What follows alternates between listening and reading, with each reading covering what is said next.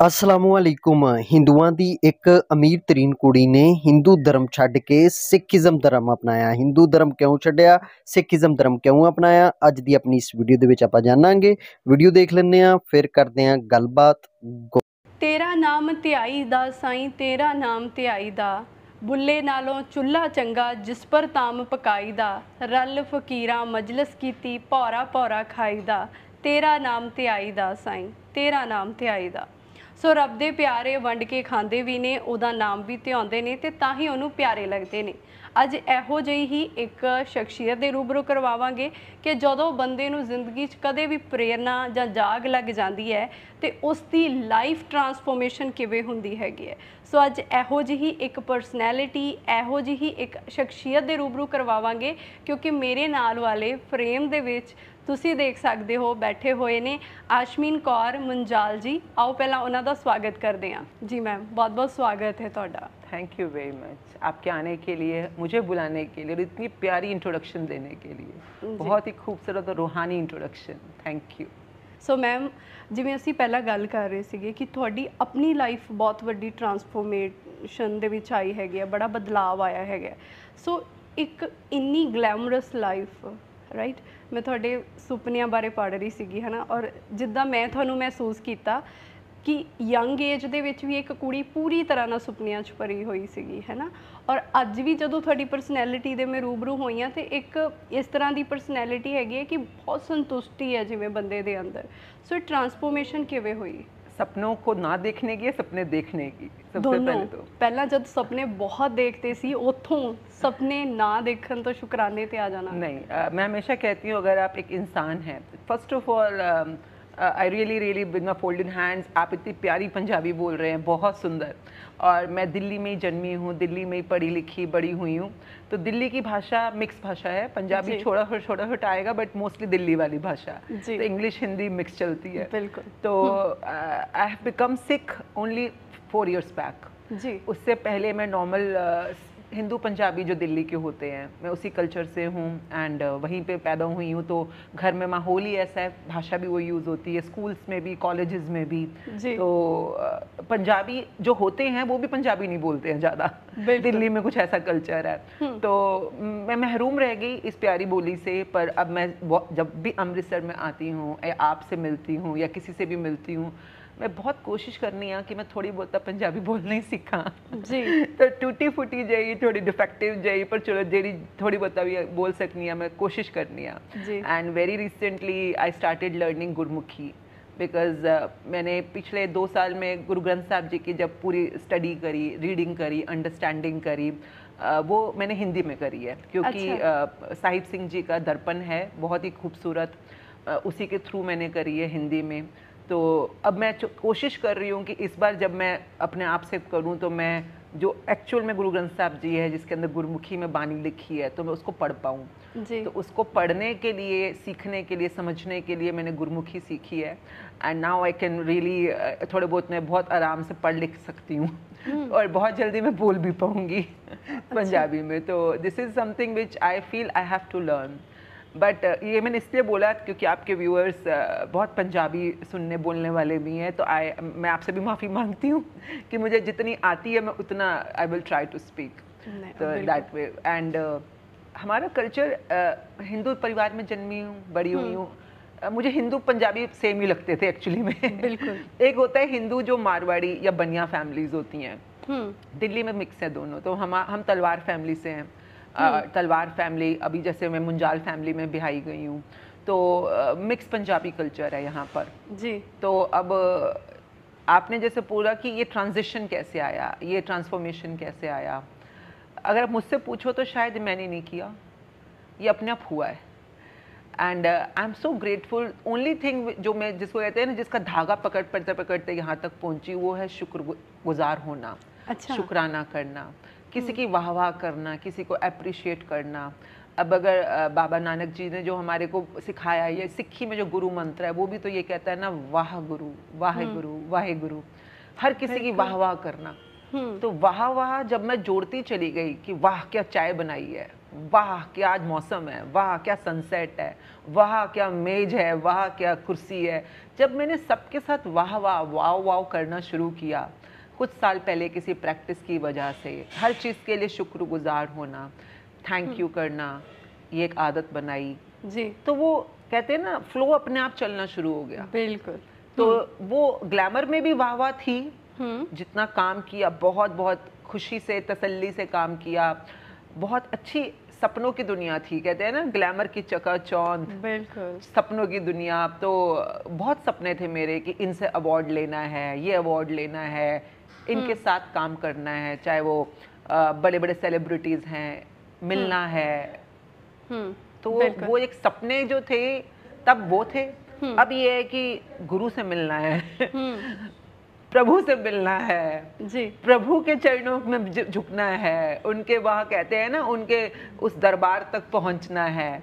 इच्छा अब भी है, बिल्कुल, सपना अब भी है, पर वो पहले कुछ मटेरियलिस्टिक थे, अब वो थोड़े अलग दुनिया के हैं। बिल्कुल हुन अध्यात्मक हो गए ने।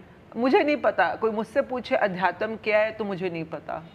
मेरे को बस ये पता है कि ये एक ऐसी दुनिया है जो कि बाहरी दुनिया से रिलेटेड कम है, बाहरी चकाचौंध का इस पर असर नहीं पड़ता, और ये अपने खुद के रास्ते खुद ढूंढ रही है। बिल्कुल। और उस रास्तों के अंदर उसको पता है उसको कहाँ तक पहुँचना है। लाइक एक बहुत प्यारा सा शब्द, जब मैं इस जर्नी में आई भी नहीं थी, तो मेरी शुरुआत हुई जपजी साहब के साथ। अच्छा। कोरोना पीरियड चल रहा था, सब लोग घरों में होते थे, मुझे फर्क नहीं पड़ता था, मैं तो घूमती रहती थी। अच्छा। मैं अपनी कार निकालती थी और घूमती थी, क्योंकि मेरे को लगता था कि अगर यूनिवर्स तुम्हारा साथ दे रहा है, दोस्त है तुम्हारा, तुम बस उसका शुक्राने करो, वो अपने आप तुम्हें संभालेगा। तो मैं अक्सर बंगला साहब चली जाती थी। बंगला साहब दिल्ली में गुरुद्वारा है, बहुत प्यारा गुरुद्वारा है, बहुत बहुत, जहाँ पे मुझे जाके शांति मिलती थी जी। और वहाँ के रास्ते में हम अशोक विहार से निकलती थी तो गुलाबी बाग का गुरुद्वारा रास्ते में आता था, सिंह सभा गुरुद्वारा है। तो वहाँ पे एक बड़ा सा बोर्ड लगा हुआ था कि जपजी साहब के वर्ड मीनिंग कंपटीशन है। अच्छा। उससे पहले मैं कुछ नहीं पढ़ी लिखी इस बारे में, ना जान ना पहचान, बस गुरुद्वारे भी इसलिए जा रही हूँ कि सब लोग घरों में बैठे, उससे तो अच्छा गुरुद्वारे में चली जाती हूँ। खाली होता था, वहां जाके सेवा कर लूंगी, थोड़े शब्द सुन लूंगी, मतलब अच्छा लगता है ना सुनना, कितना कानों को सुकून मिलता है आप उनकी बानी सुनो तो मैंने वो पढ़ा, मैंने कहा वेले तो वैसे ही बैठे हैं हम, तो चलो जपजी साहब के वर्ड मीनिंग के कंपटीशन में पार्टिसिपेट कर लो। तो मैंने उनको फ़ोन किया, उन्होंने कहा 100 वर्ड मीनिंग है, आप इसको पढ़ लो, फोल्डर भेजा और इसी में से आपका टेस्ट होगा। अच्छा। मैंने कहा ठीक है, पढ़ना शुरू किया।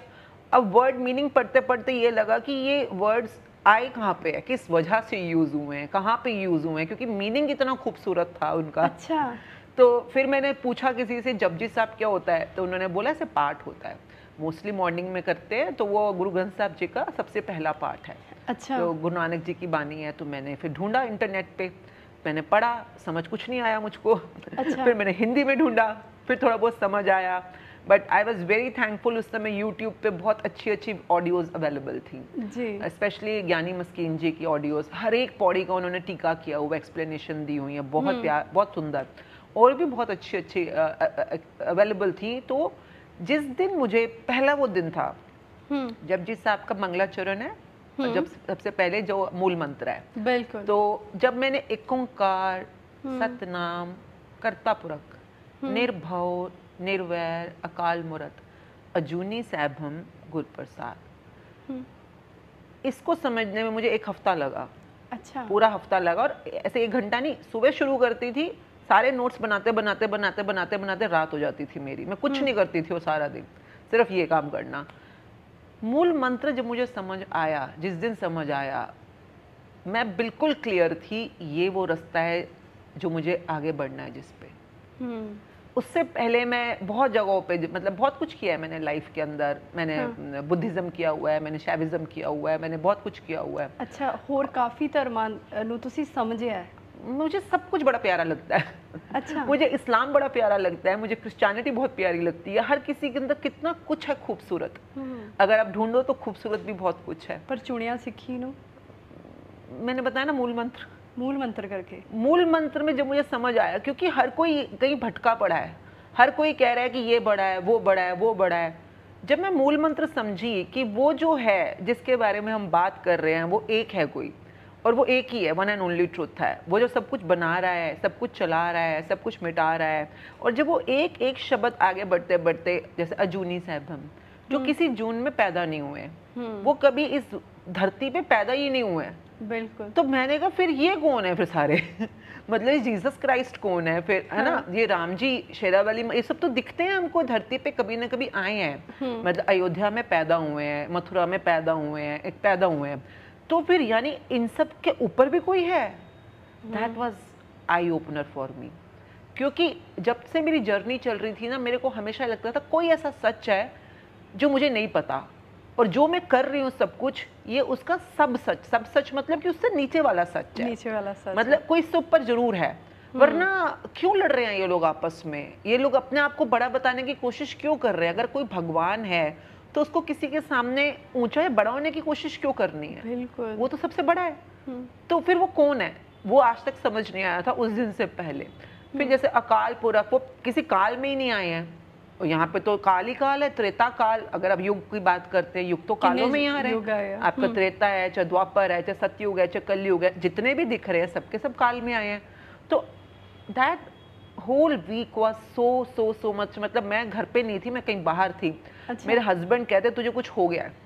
अच्छा।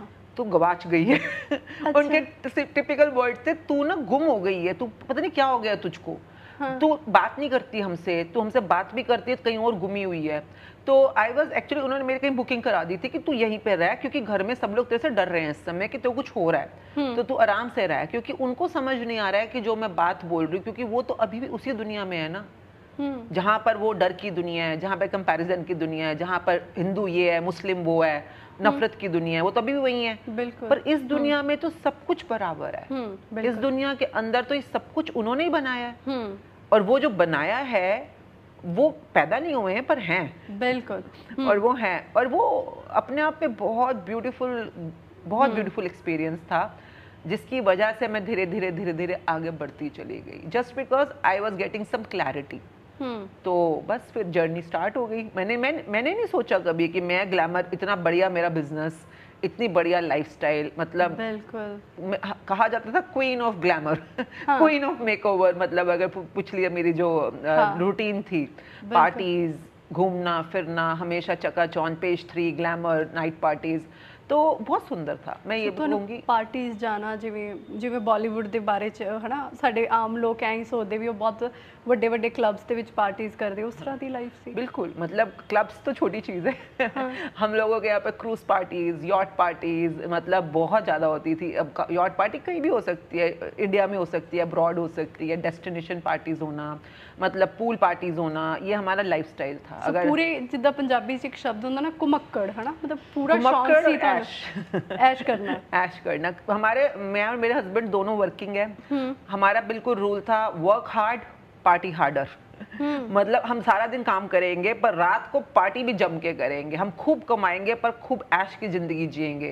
बेस्ट ऑफ हमारे घर होने चाहिए। जैसे मेरे हस्बैंड को उनको फार्म्स का बड़ा शौक है, फार्म हाउसेस का, लग्जरी कार्स का, फॉरेन हॉलीडेज का। मुझे उस टाइम बड़ा शौक था, जैसे मेरा सबसे बड़ा शौक था कि डायमंड वॉचेस का, कि दिल्ली में सबसे ज़्यादा अगर डायमंड वॉचेस किसी के पास थी उस टाइम पे मैं थी। अच्छा। मतलब मेरे को हर रोज एक नई वॉच पहनने का, और वो भी ये नहीं कि कोई ब्रांडेड, मतलब प्योर डायमंड, प्योर गोल्ड। अच्छा। मतलब द बेस्ट ऑफ लग्जरीज। कई बार स्विट्जरलैंड से इंपोर्ट कराते थे हमारे ज्वेलर्स, कि दिल्ली में अगर सबसे पहले कोई वॉच आएगी तो अश्विन के पास जाएगी। अच्छा। मतलब क्योंकि आप जो मर्जी ब्रांड पहनो, पर हीरे और सोना पहनना हर किसी के बस की बात नहीं है। तो शौक बड़ी चीज थी, और मतलब कपड़ों का शौक, हर चीज का शौक हम दोनों को बहुत, हमारे बच्चों को भी था, पर हम दोनों को, हम कहते ये थे कि खूब मेहनत करो, दिन में ऐसे काम करो मजदूरों वाला, कि पूरा लग के काम करो, पर फिर उस पैसे को एंजॉय भी करो। बिल्कुल। बचाओ भी, पर अपने पे लगाओ भी। बिल्कुल बिल्कुल। तो दैट वे, तो वो बहुत खूबसूरत जिंदगी थी। मतलब बॉलीवुड के साथ बहुत अच्छा लगता है, सलमान खान, अक्षय कुमार, शाहरुख खान, बिल्कुल, अमिताभ बच्चन जी, मतलब आपको इनके साथ होने का मौका मिल रहा है। मैं ये नहीं कि काम करने का, कई बार इन्हीं के साथ सिर्फ आप पार्टी करने के लिए या इनसे मिलने, बातचीत करने, कई बार एक चाय का कप भी बहुत कहते हैं ना, बहुत ही नायाब हो जाता है किसी सेलिब्रिटी के साथ आप बैठ के अगर बात कर रहे हैं तो तो वो सब मौके लाइफ में मिले। कैटरीना कैफ है, जैसे प्रियंका चोपड़ा है, अनुष्का है, बहुत खूबसूरत, आलिया भट्ट है, बहुत खूबसूरत जिंदगी रही। इन सबको बहुत पास से जानने का मौका मिला, मिलने का मौका मिला, और बस बहुत मज़ेदार जिंदगी जी हमने। लाइफ ਨੂੰ ਜਿਉਂਦਿਆਂ ਕਦੇ ਖਿੱਚ ਪੈਂਦੀ ਸੀ ਅੰਦਰ के कुछ ਤਾਂ ਹੈਗਾ ਹੈ ਜਿਹੜਾ ਇਸ ਵੇਲੇ ਮਿਸ ਹੈ? मैंने जो भी ज़िंदगी जी हमेशा अपने पूरे जुनून के साथ जिया। आई वुड से कि अगर आप स्पिरिचुअलिटी की तरफ भी जाना चाहते हो ना, तो पहले मटेरियल दुनिया है, भौतिक दुनिया, मटेरियलिस्टिक दुनिया, इसको खुल के जियो, इसको कमाना सीखो, इसको जीना सीखो, इसको एंजॉय करना सीखो। अगर आप इसमें ही नहीं रमे तो उसमें कहाँ से रमोगे जो दिख ही नहीं रहा? ये तो दिख रहा है। सो ये तुसी मानते कि एक बार बंदे ਨੂੰ खुल के जिंदगी जी लेनी चाहिए है? देखो, खुल के का क्या मतलब होता है कि आप जो काम कर रहे हो, जैसे कर रहे हो, अगर आप सच में शुक्रगुजार हो उस काम के लिए, उन क्लाइंट्स के लिए, उस पैसे के लिए, उन रिश्तों के लिए, क्योंकि मुझे ये लगता है कि हर क्लाइंट में भगवान बसता है। ये मैं शुरू से पता नहीं क्यों मानती थी कि मतलब किसी के लिए बुरा क्यों सोचना, किसी के लिए बुरा क्यों बोलना, यू नो। बेशक उसको नहीं पता चल रहा पर भगवान को पता चल रहा है। मैं ना तब रब नहीं बोलती थी, भगवान बोलती थी। तो भगवान तो सब देख रहे हैं ना, जैसा मुझे ये नहीं पता था अंदर होते हैं। अच्छा। मुझे लगता है आसपास तो बैठे हैं ना। अच्छा। हर जगह पे भगवान होते हैं। तो मुझे ये लगता था कि यार जहाँ पे हम कुछ अच्छा बोल सकते हैं तो बोल लो, नहीं तो चुप हो जाओ, नहीं तो चुप कर। मतलब मेरी दादी बोलती थी कि ना तुम्हारे जुबान पे सरस्वती बैठती है, शुभ शुभ बोला करो, शुभ शुभ बोला करो। तो कुछ बातें शायद बचपन से कुछ सुन ली, सीख ली। तो मैं भी और मेरे हस्बैंड भी, I am really grateful to my husband. वो भी ऐसे इंसान है, वो कहते हैं कि किसी के बारे में बुरा क्यों सोच रहे हो यार, है ना, मतलब अगर तुम्हें वो अच्छा नहीं है हट जाओ वहाँ से, तुम्हें क्या उसमें क्या मुश्किल है। मुझसे ज़्यादा तो वो बहुत भले इंसान है। मतलब मैंने उनसे बहुत सीखा लोगों के लिए भला सोचना, भला मतलब भले से रहना। तो आई थिंक ये एक ऐसी चीज़ थी जिसमें पॉजिटिव एनर्जी की वजह से सब कुछ बहुत जल्दी मिल गया। फैमिली, बेटा बेटी, सब कुछ बहुत अच्छा लाइफ बन गया। पर वो क्यों हुआ, मैं आज अगर पीछे मुड़ के देखूं, क्योंकि आप शुक्रगुजार हो, आप पॉजिटिव एनर्जी में हो, और आगे बढ़ते बढ़ते वही जो वहाँ पर एक चीज़ थी वही मुझे स्पिरिचुअल रेल्म में भी खुद ही लेगी। The golden thread is being thankful. मतलब वो जो स्वर्णिम धागा है जो आपको वहाँ से यहाँ तक भी ले आएगा और आगे भी ले जाएगा। देखो, कोई कह रहा है वाह वाह, कोई कह रहा है जय जयकार, कोई कहता है जय माता दी, है ना, हर कोई जयकारे ही लगा रहा है। तो अगर आप हर चीज़ की जय जय करो, वाह वाह करो, तो आपकी वो ज़िंदगी बड़ी खूबसूरत है, और ये इसी ज़िंदगी में भी आपकी खूबसूरती आगे बढ़ती चली जाएगी। पर आपने जैसे बोला कुछ मिसिंग था, मैं तो बोलूँगी कि भरपूर था। अच्छा। सब कुछ भरपूर था। मैं एक मेकअप आर्टिस्ट थी, मेरी पूरी ज़िंदगी मेकअप के साथ गुजरी है। मतलब लोगों को मेकअप करना, सेलेब्स का करना, ट्रेनिंग देना, और मेरा तो टैगलाइन होता था makeup can make you look really beautiful and the way you want to be. तो मतलब मैं सुबह उठती थी ना, मैं अपने कमरे से बाहर नहीं आती थी बिना मेकअप किए हुए। अच्छा। मतलब मेरी लाइफ ही यही थी कि makeup, I love makeup, I love jewellery, I love glamour. ये मतलब कि बालों को काट के गोल्डन करना और सब कुछ करना। और मैं लोगों को हमेशा कहती थी कि यार जिंदगी आई हो, सुंदरता से जिया करो ना, मेकअप लाया करो बहुत। मतलब मैं तो कहती थी, मतलब एटलीस्ट सुबह उठते मैं अपनी बेटी को सिखाती थी। अच्छा। कि अगर आप कॉलेज भी जा रहे हो तो एटलीस्ट बेसिक फाउंडेशन होना चाहिए, आपके लैशेज अच्छे दिखने चाहिए, काजल लगाओ, कलर्ड काजल या लिपस्टिक ये वाली लगाओ। तो मेरे को लगता था कि मेकअप मतलब आप सुंदर हो तो सुंदरता को सुंदरता से रखो ना। तो मेरा ये फिलॉसफी थी उस टाइम पे। कोई दुनिया का आगे मुझे बोल देता कि तुम मेकअप ना करो, मैं कह रही हूँ मैं वर्ड यूज करूंगी, कोई दुनिया में माइकल हाल की जिस वर्ड होता है ना, मेरे को छुड़वा के दिखा दे मुझसे मेकअप।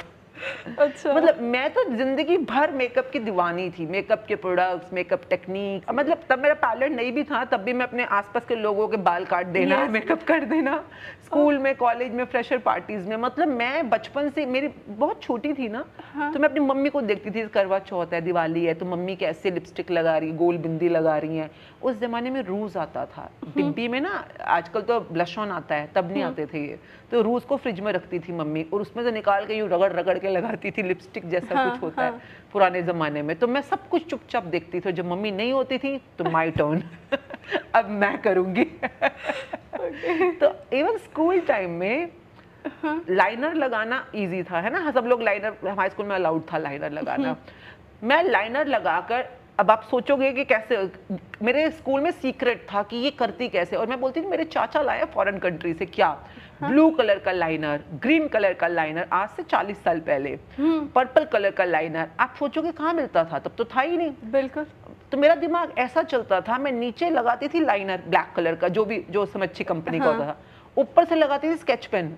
अच्छा, स्केच पेन का टिंच दे देती थी हल्का सा, जो हमारे नॉर्मल स्केच पेन होते थे, तो आईज को अफेक्ट करेगा नहीं ना, क्योंकि नीचे लाइनर लगा है। हाँ। और पूरे मेरे फ्रेंड सर्कल में, स्कूल में सब लोग इतने हैरान रहते थे कि ओ माय गॉड, इतने सुंदर कैसे कलर कहाँ से मिलते हैं तुझको। बचपन से दिमाग ऐसे चलता था मेरा। शिमर लाइनर जो इंडिया में क्या वर्ल्ड में नहीं बने थे, और मुझे पता था शिमर लाइनर कैसे लगाना है, कलर्ड लाइनर कैसे लगाने हैं, और मैं अपने आप बना लेती थी, अपने पास जो चीजें मौजूद होती थी उनसे कर आके। तो मेकअप मेरी जिंदगी, मेरी रग रग में मेकअप था। अच्छा। और कोई कह दे कि छोड़ दो, नहीं भैया नहीं मर जाऊंगी पर मेकअप नहीं छोड़ूंगी। मेकअप मेरा इतना प्यारा था। कितना चिर हो गया मेकअप नहीं लगाया? 4 साल 5 साल हो गए। 5 साल से कोई मेकअप नहीं, कुछ नहीं। पहली बार जिस दिन डिसाइड किया सीगा उस दिन खुद ਨੂੰ कुछ किया सी या किदा अंदरों अंदर ने थानू कुछ किया? वही मैं आपको बताना चाह रही हूँ कि कोई बाहर वाला बोले ना पैसा छोड़ दो, मेकअप छोड़ दो, ज्वेलरी छोड़ दो, नहीं कर पाओगे। पर जब अंदर से आवाज आएगी, इतना सुंदर मेकअप, और मेकअप के साथ मेरा रिलेशनशिप बहुत पॉजिटिव था, बहुत फ्रेंडली था, बहुत ग्रेटिट्यूड वाला था। I think gratitude is the only answer. अगर आप किसी चीज के लिए शुक्रगुजार होते हो ना, तो आपका पेट भरेगा। देखिए, नीड एक होती है, नीड आपकी भर सकती है, ग्रीड भर नहीं सकती कभी भी। ग्रीड वो होता है जब आप खाई जा रहे हो और किसी को भी शुक्राना नहीं कर रहे हो। लालच कभी नहीं भरता किसी का। तो मेरे को मेकअप की दुनिया में ये लगा कि एक टाइम आया जब मैंने कहा बहुत मजा लिया। तो वो फिर एक दिन था। उससे पहले तो ज्वेलरी भी मेरी बहुत इंपॉर्टेंट पार्ट थी लाइफ की ना, कि मतलब एक लेडी, मेरी मम्मी कहती थी कि औरत का ना सबसे खूबसूरत श्रृंगार होता है गहना। तो हर समय गले में चेन डाल के रखा करो, हाथ में कुछ ना चूड़ी डाल के रखा करो, कान में बाली होनी चाहिए या टॉप्स होने चाहिए। तो पंजाबियों में तो बहुत ही होता है ये वाला। तो वो एक दिन था कि जब लगा कि पहन लिया, बहुत पहन लिया, बहुत मजे कर लिए ज्वेलरी के साथ भी। तो जब वो उन्होंने मुझे बोला, जब मैंने पूछा कि अमृत क्या होता है, अमृत छकना क्या होता है, मुझे नहीं पता था। पर जब अंदर से आवाज आई कि मेरे को आगे बढ़ना है, जैसे गुरु ने बोला कि भाई अगर तू और आगे बढ़ना चाहती है और जानना चाहती है तो पहले गुरु को धारण करो, तभी गुरु बताएगा तुमको, समझाएगा। तो यही सामने हरमिंदर साहब में, जो बीच में दरबार साहब है, उसके बिल्कुल टॉप पे, छत पे, सर्दियों का मौसम था, खाली था बिल्कुल, क्योंकि कोरोना का टाइम चल रहा था। And I was sitting there morning 4 o'clock के around, and suddenly with no background I got that voice from inside, I want to surrender. आवाज बस ये थी कि मैं सरेंडर करना चाहती हूँ। और ये दरबार साहिब दे विच होया? हाँ, मतलब मैं यहाँ पर, मुझे तभी मैं यहाँ पर आकर जो कनेक्शन फील होता है, मुझको सरेंडर करना चाहती हूँ, मुझे रास्ता बताओ आगे कैसे बढ़ना है। एंड अंदर से आवाज है, अगर आप आगे बढ़ना चाहते हो तो आप गुरु के बनो पहले। तो मैंने कहा गुरु के बनो, तो मैं मानने को तैयार हूँ गुरु को, क्योंकि तब तक मैं जपजी साहब काफ़ी डीपली समझना चाहती थी। अच्छा। आगे बढ़ना चाहती थी। तो उन्होंने कहा अगर आप सच में कमिटेड हो तो करो ना फिर धारण। अच्छा। तो जैसे अगर आपके फ्रेंड्स बहुत सारे हो सकते हैं, पर आप किसी के लिए कमिटेड हो तो शादी करोगे ना, तभी तो कमिटमेंट मानी जाएगी। तो अंदर से आवाज है कि फिर ठीक है, फिर आप करो गुरु को धारण। तो मैंने कहा वो कैसे? उस दिन से पहले तक मेरे को पता ही नहीं था अमृत धारण क्या होता है। अच्छा। मैंने कभी सुना ही नहीं, हमारे आसपास किसी ने किया ही नहीं कभी। और मुझे अमृतधारी कौन लगते थे? जो बहुत स्ट्रिक्ट होते हैं, दिखते हैं ना कई बार, मेरे को लगता है जो निहंग होते हैं ना, मुझे लगता है वो अमृतधारी है, जो बड़ी बड़ी कृपान लेके चलते हैं, बड़े गुस्से में घूमते हैं कई बार, या मुझे लगता था वो अमृतधारी होते हैं। अच्छा, तो लगता सी सिर्फ वही अमृतधारी होते हैं। मुझे नॉर्मल लाइफ में कोई अमृतधारी दिखता ही नहीं था अपने यहाँ। तो और कभी लेडीज भी दिखती थी जो केशकी पहनती थी, वो भी बड़ी स्ट्रिक्ट होती थी। मतलब कभी उनसे बातचीत करो तो कम बोलती हैं या मिनिमम बोलती हैं, तो वो भी बहुत कम दिखती थी। पर पंजाब में या ऐसे गुरुद्वारों में दिखती थी कई बार। बिल्कुल। तो कभी कोई ध्यान ही नहीं रहा कि अमृत धारण किसे कहते हैं, कभी ध्यान नहीं। तो उस दिन जब उन्होंने अंदर से आवाज आई गुरु को धारण करना है, तो मैंने कहा वो कैसे करते हैं? और ये मेरा अपने आप के साथ डायलॉग चल रहा है। अच्छा। और मैं बैठी हूँ दरबार साहब के ऊपर, जहाँ छत है, वहाँ पे आराम से बैठी हुई हूँ और मैं अपने आप से बातें कर रही हूँ। तो उन्होंने कहा आपको अमृत धारण करना है। तो मैंने कहा अच्छा, चुप हो गई मैं। इसके बाद मैंने कहा अच्छा, और अंदर से आवाज आई कल ही धारण करना है। अच्छा। अगले दिन संडे था, तो आपको कल ही अमृत धारण करना है। और मेरे अंदर का एक पार्ट क्यूरियस है कि क्यों करना है, क्या करना है, पर एक पार्ट कह रहा है ओके, क्योंकि उसको पता है कि मुझे इस रास्ते पे जाना है। अब जो भी रूल्स हैं, प्रोटोकॉल है, वो मैं फॉलो करूंगी, पर मुझे अब आगे बढ़ना है। And that was the day when I, आप पूछते हो कि फिर मैं आई, मैं उतरी जब नीचे वहाँ से, मैं अकाल तख्त गई क्योंकि मैंने किसी से पूछा अमृत धारण कहाँ होता है, उन्होंने कहा अकाल तख्त पे होता है। अच्छा। तो फिर मैं वहाँ गई। उस तो दिन तुसी एक हिंदू कुड़ी दी तरह आए सीगे, है ना? मैं जब गई ना वहाँ पर, तो वहाँ पे एक हेड जो बैठे होंगे, मैंने उनसे पूछा अमृत धारण करना है, कहते किसने करना है? मैंने कहा मुझे करना है। उन्होंने मेरे को एक्चुअली में यूं देखा था। अच्छा। जीन्स पहनी हुई है, टी शर्ट पहनी हुई है, गोल्डन बाल है, चुन्नी भी नहीं ली हुई, स्कार्फ पहना हुआ है, क्योंकि मैं तब स्कार्फ पहनती थी। अच्छा। मेरे पास सूट थे ही नहीं, मेरे पास सारे वेस्टर्न क्लोथ्स ही होते थे टोटल। तो अगर गुरुद्वारे में जा रहे हैं तो पता है कि जीन्स और टी शर्ट पहननी होगी, ऊपर से स्कार्फ पहन लेंगे। और उसने मुझे देखा प्रॉपरली, उसको यकीन नहीं हुआ कि मैंने अमृत धारण करना है। अच्छा। उन्होंने बिल्कुल, उन्होंने कहा क्यों करना है? मैंने कहा जी करना है। कहते पता है क्यों होता है? मैंने कहा नहीं जी। कहते फिर? मैंने कहा तुसी दसोगे ना क्यों होता है अमृत धारण? तो कहते आप ऐसा को लाइब्रेरी में जाओ, वहाँ पे सिख रहत मर्यादा की आपको किताब मिलेगी, पंजाबी पढ़नी आती है? मैंने कहा नहीं। फिर वो चुप हो गए, पंजाबी भी नहीं आती, ना बोलनी आ रही है ना पढ़नी आ रही है इसको। तो कहते फिर किस में पढ़ो? मैंने कहा हिंदी आती है। कहते हिंदी या इंग्लिश में मिल जाएगी आपको वहाँ किताब। तो हाँ। वो सिख मर्यादा की किताब पहले पढ़ो, अगर आप वो रूल्स फॉलो कर सकते हो तो वापस आना। अच्छा। तो उन्होंने मुझे भेज दिया वहाँ से, और मैं सीधा वहाँ से निकली और बाहर गई लाइब्रेरी में, मैंने किताब ली सिख रहत मर्यादा की। मैं अपने होटल गई, मैंने चुपचाप पढ़ना शुरू किया उसको। 4 घंटे लगे मुझको पढ़ने में। छोटी सी है, पतली सी है। हाँ, उसमें सारे रूल्स लिखे हुए हैं कि आपको सुबह का ये, शाम का ये, रात का ये, आपको ये पाठ करना है, ये नित्य में गुरु मंत्र ये है, ये नहीं करना, आपको प्रोटोकॉल होगी जो भी। मैंने सब पढ़ लिया और मैंने हाथ में पेंसिल लेके बैठी थी, टिक टिक टिक टिक टिक। जो नहीं समझ आ रहा मैंने उस पर निशान लगा लिया कि ये क्या मतलब हुआ इस बात का। अच्छा। तो कर करा के सब मैं वापस आई जी, 4 घंटे बाद वापस आई। तो मैंने कहा हाँ जी पढ़ ली। कहता पूरी पढ़ ली? मैंने कहा हाँ पढ़ ली। समझ ली? मैंने कहा हाँ समझ ली। तो मैंने कहा जी करना है, अमृत धारण करना है। तो अब उसको दिख गया था आपके घर का, परिवार का कोई है इंसान? मैंने कहा हाँ है, हस्बैंड आए हुए हैं साथ में। तो उन्होंने, कहते उनसे पूछ लिया। मैंने कहा अभी वो सेवा कर रहे हैं, अभी आएंगे वापस तो पूछती हूँ। अच्छा। वो भी सेवा कर रहे थे कहीं। तो वो वापस आए, तब तक ब्रेकफास्ट टाइम हो, 4 बजे की बात है ना, तो 4 से 11 के बीच के अंदर सब कुछ हो गया। मैं सब कुछ कर चुकी हूँ, डिसीजन ले चुकी हूँ। तो मेरे हस्बैंड आए और मैं ब्रेकफास्ट पे मिले हम लोग 10-11 बजे। तो मैंने बोला कि मेरे को आपसे एक बात कहनी है। कहते बोलो। मेरी बेटी भी थी साथ में, हम तीनों ही आए हुए थे। तो मैंने कहा मुझे ना अमृत धारण करना है। तो मेरे हस्बैंड खाते खाते रुक गए। उन्होंने कहा क्यों करना है? मैंने कहा बस मेरे को लग रहा है मुझे करना है। तो कहते तुझे पता है ना क्या होता है? मैंने कहा नहीं पता, पर करना है। उस समय बस ये था कि अंदर से आवाज आ रही है करना है। तो मेरे हस्बैंड ने बोला ठीक है तू सोच ले, दिल्ली चलते हैं, दिल्ली चल के कर लियो। हाँ। दिल्ली में भी तो कर सकते हैं ना। मैंने कहा नहीं मुझे कल ही करना है, कल संडे है, कल ही कर। कल संडे की हमारी दोपहर की फ्लाइट थी वापसी दिल्ली की, और मुझे कंफर्म था कि मैं करके ही जाऊंगी वापस। अच्छा। It was so fast and so much adamant from my inside. तो जो भी बातचीत हुई, मेरे हस्बैंड को ना एक बात मेरे बारे में पता है कि या तो ये कोई काम के लिए हाँ नहीं बोलती है, पर एक बार हाँ बोल देती है ना तो फिर उस पर टिक जाती है। फिर दुनिया की कोई ताकत इसे हिला नहीं सकती है। तो ये उनको पता था कि अगर ये बोल रही है तो ये करके रहेगी। It's just a matter of time कि कब करेगी, अब करेगी अब बाद में करेगी। तो आई वॉज क्लियर कि मुझे गुरु के लिए, गुरु को समझना है, गुरु से सीखना है। और गुरु कह रहे हैं कि मैं तुझे तभी सिखाऊंगा, जैसे स्कूल में नहीं होता, टीचर कहती है मैं तुम्हें तभी सिखाऊंगी, स्कूल में एडमिशन तो लो, स्कूल के यूनिफॉर्म पहनो, स्कूल के बैच पहनो। तो वैसे ही मेरे लिए ये एक तरह की स्कूल है जिसमें ये मेरी यूनिफॉर्म है। अगर मैं गुरु के पास जाती हूँ तो मेरी यूनिफॉर्म है, ये ककार मेरी यूनिफॉर्म है, ताकि मैं स्कूल की हूँ ये मुझे हमेशा याद रहे। तो बस वो फिर उस दिन स्कूल में एडमिशन हो गया। जैसे एक छोटे बच्चे का होता है वैसे ही मेरा एडमिशन हुआ, अमृत धारण हुआ। अगले दिन संडे को उन्होंने बोल दिया कि ठीक है आपने करना है तो ये 5 ककार लेके आना, और मुझे यूँ बोली कल सूट पहन के आना, क्योंकि मेरे पास सूट था नहीं।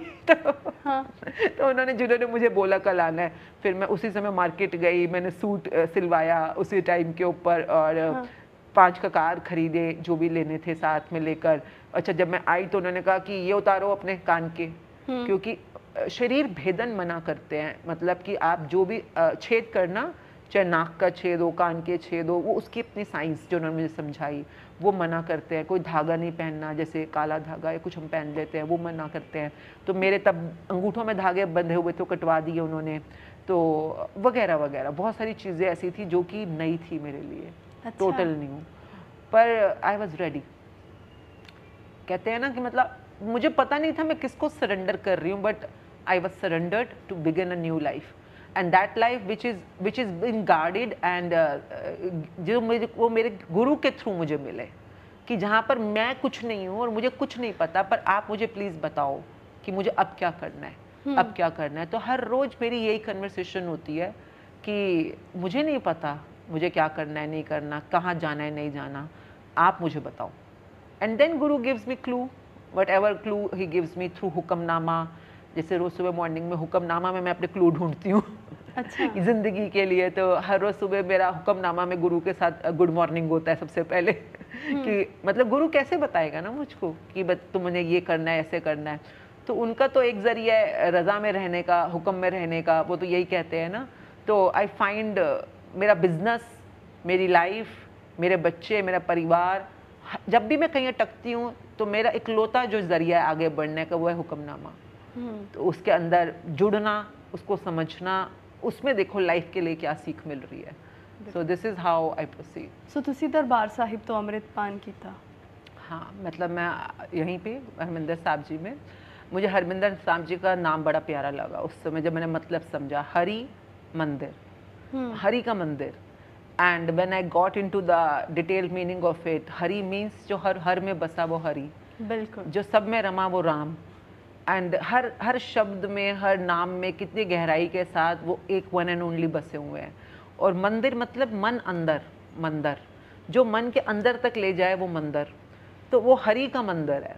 तो हरमंदिर साहब जी, आई डोंट नो, एक बहुत डीप कनेक्शन है जो है, अब है, जो बन गया है। बिल्कुल। और I am glad, I am very fortunate to have that connection. And बस उन्होंने बोला आप कर रहे हो अमृत धारण, मैंने अंदर से आवाज़ आई, मैंने कर लिया।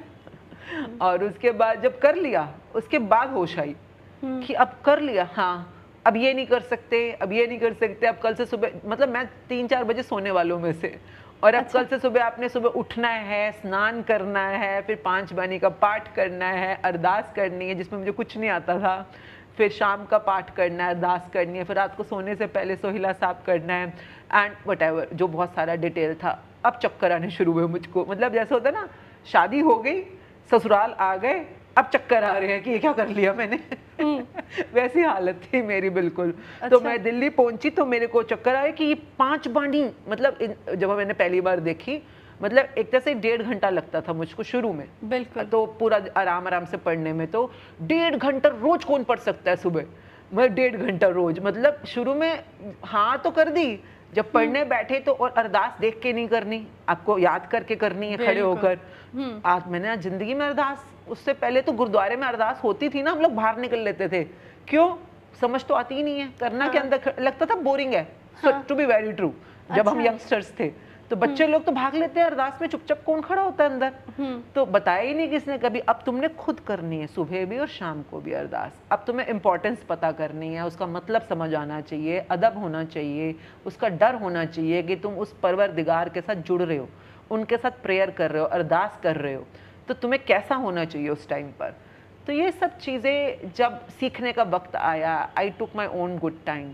मैं बड़ी रोई, पहला हफ्ता तो मैं फूट फूट के रोई कि मैं कैसे करूँगी, सुबह 4 बजे उठ के इतनी ठंड में नहाना रोज़ सुबह हाँ। हमारे ज़माने में तो हम कई बार पूरा पूरा दिन नहीं नहाते थे मतलब शाम को नहा लिया या मन किया तब नहा लिया, सुबह उठते ही सुच्चे मुँह आपको नहाना है। और मैं वैसे लोगों में से थी, अगर मेरे को बेड पे चाय नहीं दोगे मैं बेड से पैर नीचे नहीं रखूँगी। अच्छा। मैं बेटी पर्सन हूँ। अच्छा। ऐसी थी मैं, मतलब कि मैं बेड से उठ ही नहीं सकती बिना चाय के। तो अगर मेड होती थी तो उसको पता था कि मैम को पहले चाय देनी है, नहीं तो मेरे हस्बैंड भी, अगर मेड कभी नहीं है घर पे, छुट्टी पे है, तो मेरे हस्बैंड चाय बना के लाते थे। अच्छा। कि जिसको पिए बिना उठेगी नहीं है। और वो इंसान, जब तक आप नहाओगे नहीं, सुच्चे मुंह पूरा पाठ नहीं करोगे, अरदास नहीं करोगे, तब तक आप चाय को छू भी नहीं सकते हो। बिल्कुल। तो I think whole of this practice took its time, जो टाइम लगा, पर अगर आप किसी को सरेंडर करते हो ना, तो ये सब चीज़ें मेरे को लगता है धीरे धीरे हो जाती हैं, अपने आप हो जाते हैं। और ये नहीं कि मुश्किल है या मजबूरी में करना पड़ रहा है। जब आप किसी से प्यार करते हो ना, तो प्यार में इंसान बहुत बदल जाता है तो वो अपने आप पॉजिटिव एनर्जी आपको चेंज कर देती है। तो वो प्यार कदों होया जाके अमृत तो बाद वाला? नहीं नहीं, अमृत से बाद वाला तो ये हो रहा, पर मुझे जपजी साहब से प्यार हो गया था। जपजी साहब नाल हो गया सी पहले? मुझे जपजी साहब से प्यार, मुझे मूल मंत्र से प्यार हुआ है सबसे पहले। आपको सिर ढकना है। देखिए मेन तो 5 ककार है। अगर गुरु ने जो बोला है कंपल्शन, वो तो 5 ककार है। अब सिर ढकने की अपनी साइंस है। सिर ढकने की साइंस ये है कि यहाँ पर हमारा जो क्राउन चक्र होता है, जैसे हम कहते हैं 10म द्वार कहते हैं, अगर आप किसी भी गुड एनर्जी में हो, चाहे आप कुछ पढ़ रहे हो, बानी पढ़ रहे हो, मंत्र जाप कर, गुरु मंत्र का जाप कर रहे हो, या आप नित्यनेम कर रहे हो, या आप गुरुद्वारे में आए हो। हम क्यों चप्पल उतारते हैं गुरुद्वारे में जाते हुए? क्योंकि यहाँ की जो पॉजिटिव एनर्जी होती है वो पैर से शुरू होकर सिर तक हमारी बॉडी के अंदर एब्जॉर्ब करें, इसलिए तो आते हैं। अब आप इतना कुछ कर रहे हो पॉजिटिव एनर्जी अपने अंदर बनाने के लिए, और ऊपर से सिर खुला छोड़ रखा है आपने, तो एनर्जी तो आपकी बाहर निकल रही है ना। ये हमारा चक्र होता है जिसके थ्रू आ रही है और यहीं पे स्टोर हो रही है जो हमारे जो चीज़ है। तो जितने भी आप देखोगे, चाहे मुस्लिम हो वो टोपी पहनता है, अगर आप देखो चर्च में जो जाते हैं क्रिश्चियन, वो भी सिर ढक के, वो भी कैप हैट जो भी पहनते हैं। आप हिंदुओं में देखो वो भी टोपी पहनते हैं, सिर के ऊपर पगड़ी पहनते हैं। तो वो जिन लोगों को पता है आपकी एनर्जी कहाँ पे स्टोर हो रही है, वो लोग अपने सिर को ढकना जानते हैं। इवन कोई भी शुभ काम होता है, यज्ञ हवन, तो लोग सिर क्यों ढकवाते हैं पंडित? बिल्कुल। क्योंकि आप एक गुड एनर्जी एब्जॉर्ब करने के लिए आए हो, तो जहां पर स्टोर होनी है उसको ढको पहले। ढक्कन खुला हुआ है तो उड़ जाएगी एनर्जी बाहर, तो उसको ढकना इसलिए जरूरी होता है।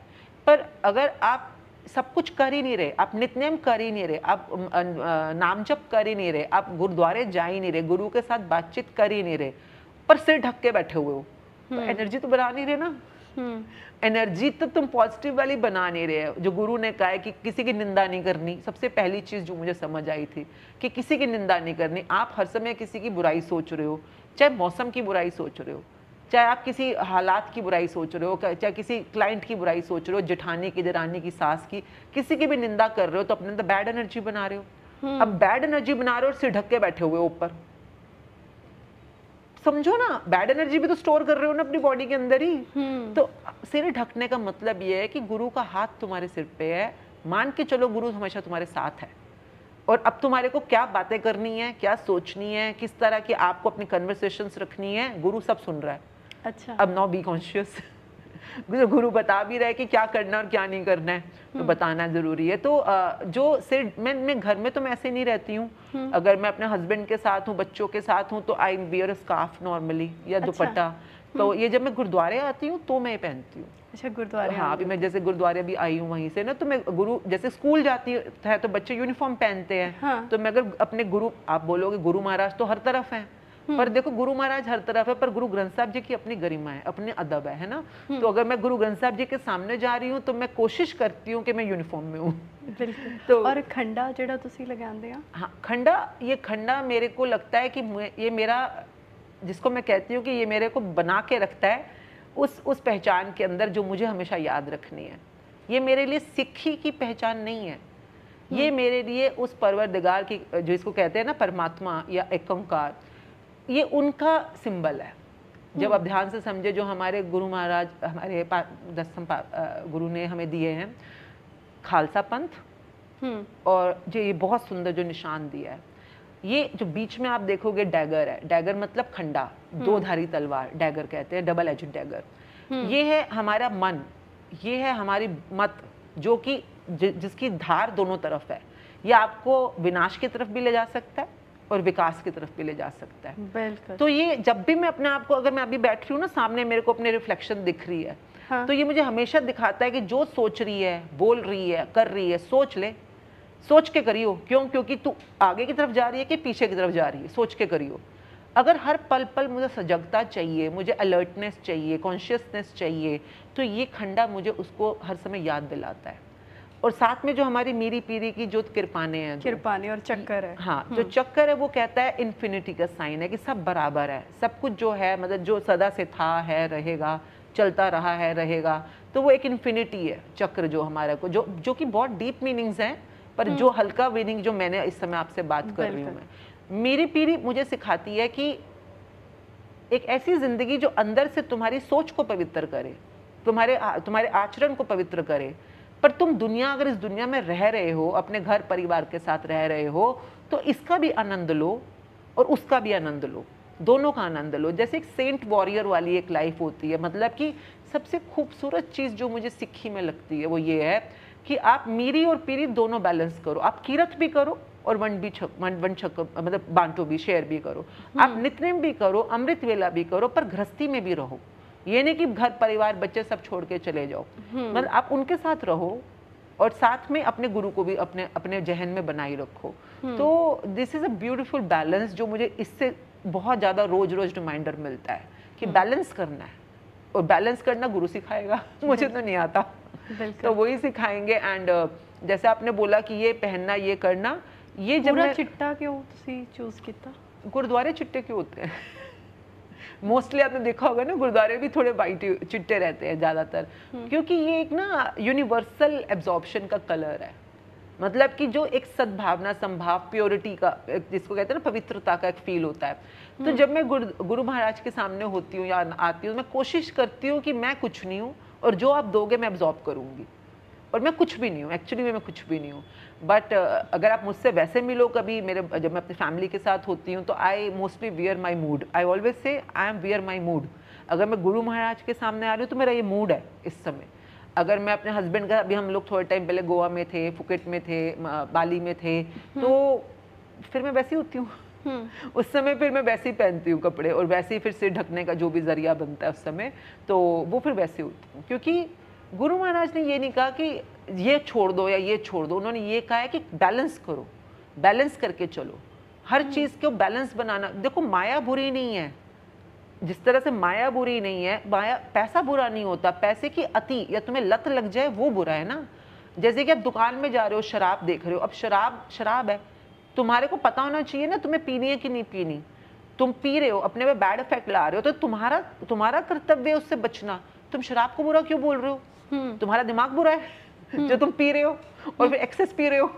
तो शराब अगर आप पी नहीं रहे और एक्सेस नहीं पी रहे तो अपनी जगह पड़ी हुई है, बुरी थोड़ी ना है, पड़ी रहने दो उसको। उसी तरह से लाइफ में पैसा बुरा नहीं है, ऐशो आराम बुरा नहीं है, लाइफ के अंदर कोई भी लग्जरीज बुरी नहीं है। पर अगर आप सोचो यही जिंदगी है और उसी में पूरी जिंदगी अपनी खपा दो तो लत लग गई ना फिर आपको उसकी।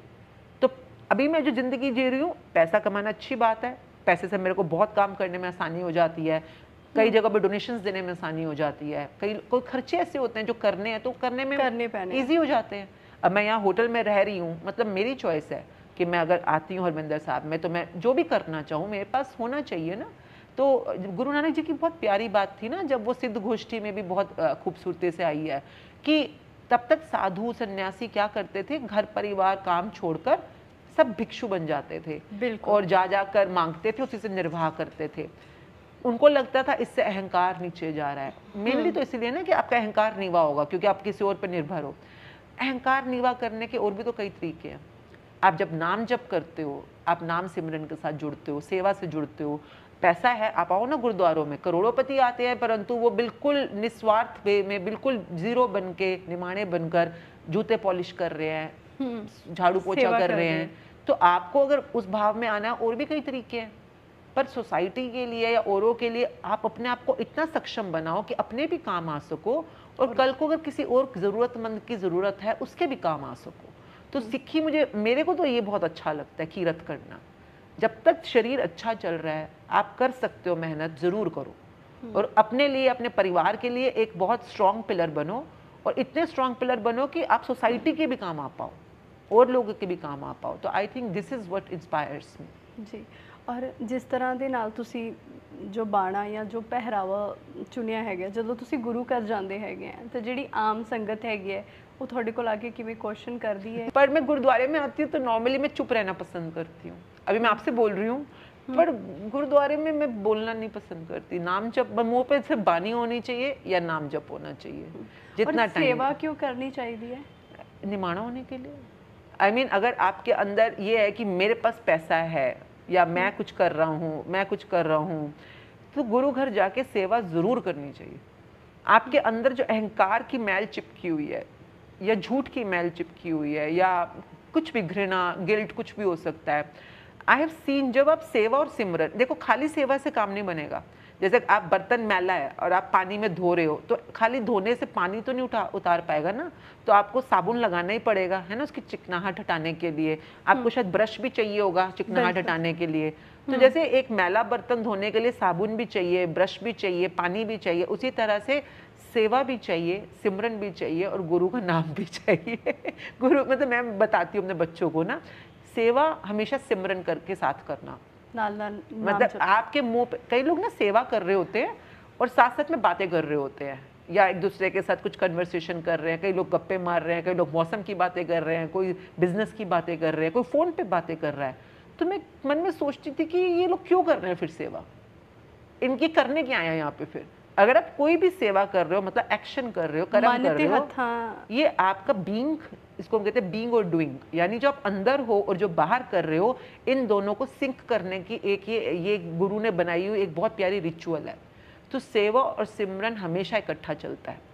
तो आपके मुंह पे होना चाहिए वाहे गुरु वाहे गुरु वाहे गुरु वाहे गुरु। आप जूते पॉलिश कर रहे हो, जोड़े लेके जा रहे हो, आप प्याज काट रहे हो, आप प्रसादे बेल रहे हो, कुछ भी कर रहे हो, पर वाहे गुरु वाहे गुरु। ती रोटी भी जो मुझे मिली, प्रसादा मिला, वाहे गुरु तेरी देन है। मैं उंगलियों से जोड़े उठा पा रही हूँ, ये उंगलियां तेरी देन है। जो भी हम काम कर रहे हैं, हम प्याऊ पे जल पिला रहे हैं या कुछ भी काम कर रहे हैं, ये जल भी तेरी दात है। हर समय उस वाहे गुरु को जपते रहना और काम करते रहना। तो सेवा और सिमरन हमेशा इकट्ठा चलता है।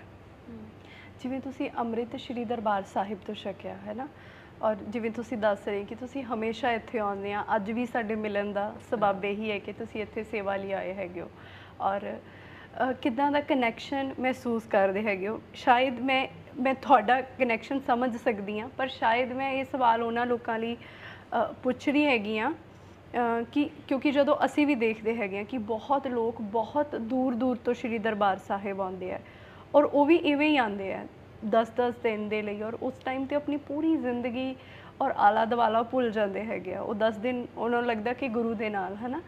सो तुहाडा ये कदों शुरू होया इत्थे आना, और कदों तुसी इस एनर्जी नूं या इस अध्यात्मकता नूं फील करना शुरू किया, और फिर ये तुहाडा रिश्ता जिवें तुसी कहा पक्का भी हो गया, और हुण भी तुसी आ रहे हैं। मैंने 5 तख्तों पे, जैसे अगर आप बोलो सिक्खी के 5 तख्त हैं, इवन ननकाना साहब है, पंजा साहब है, पाकिस्तान में है, पर मेरे को, मैं फॉर्चुनेट कहूँगी कि मुझे मौका मिला वहाँ जाने का, रहने का, और वहाँ बैठकर नाम जप करने का। पंजा तख्तां दे भी तुसी यात्रा कर ली है? हाँ जी, दमदमा साहब है, जैसे हजूर साहब है नांदेड़ में, पटना साहब है, अपना अमृतसर साहब है, दमदमा साहब है। तो ये नहीं कि यात्रा करना कोई टॉपिक है, वहाँ जाकर गुरु के साथ जुड़ना, क्योंकि उन सब जगहों के ऊपर गुरुओं के पैर हैं, गुरुओं की स्पेस है, गुरुओं की एनर्जी है। उस एनर्जी में जाकर अमृत वेले में उठना, नाम जप करना, पाठ करना, सारा दिन बैठ के वहाँ सेवा करना। वहाँ पे मैं जाती तो काफ़ी दिन रहती थी वहाँ पे मैं, तो और उस स्पेस को, ऑरा को फील करना, जो नांदेड़ की स्पेस है ना, स्पेस मतलब एनर्जी है वहाँ पर, क्योंकि गुरु गोविंद सिंह जी ने वहाँ पर खुद बैठकर इतना टाइम लगाया हुआ है। बिल्कुल। वहाँ पर ही उनका जो टाइम था, हाँ, हजूर साहब में, पटना साहब में आप जाओ, जो पटना साहब हजूर साहब की एनर्जी है और जो हरमिंदर साहब जी की एनर्जी है, बहुत अलग है दोनों की एनर्जी।